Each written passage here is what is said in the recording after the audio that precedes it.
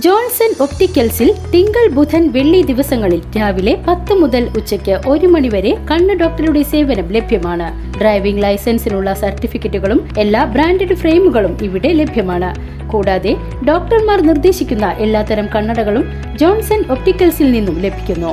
Johnson കണ്ണട വ്യാപാരം divine ആശുപത്രിക്ക് എതിർവശം വടക്കാഞ്ചേരി. നഗരസഭ കുടുംബശ്രീ CDS 1 നേതൃത്വത്തിൽ ഡിവിഷൻ 23 ADS ഓഫീസ് ആരംഭിച്ചു. നഗരസഭാ ചെയർമാൻ PN സുരേന്ദ്രൻ ഉദ്ഘാടനം ചെയ്തു.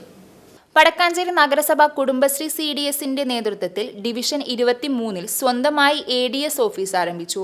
നഗരസഭാ ചെയർമാൻ PN സുരേന്ദ്രൻ ഉദ്ഘാടനം ചെയ്തു.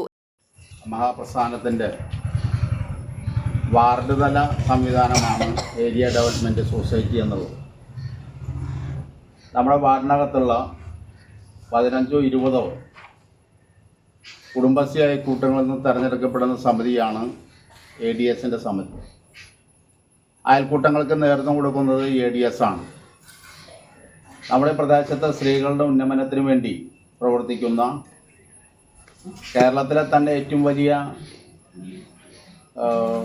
സ്ത്രീകളുടെ കൂട്ടായ്മയായി കുടുംബശ്രീ പ്രസ്ഥാനം കേരളത്തിൽ മാറിക്കഴിഞ്ഞിരിക്കുകയാണ്.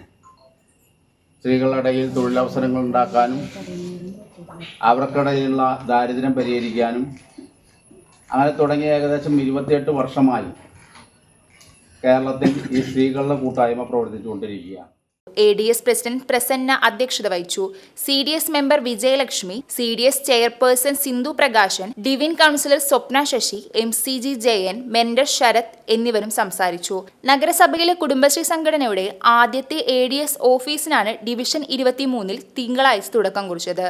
ചലനത്തോടനുബന്ധിച്ച് നടന്ന ഈ മാറ്റത്തിനെ നഗരസഭാ ചെയർമാൻ അഭിനന്ദിച്ചു സംസാരിച്ചു. CDS accountant Jiji Joju, MAC Shehil Shah, CDS member Merly, IRG Savitha, ADS അംഗങ്ങൾ എന്നിവർ പങ്കെടുത്തു. ADS അംഗം ലിജി സന്നിഹിതയായിരുന്നു.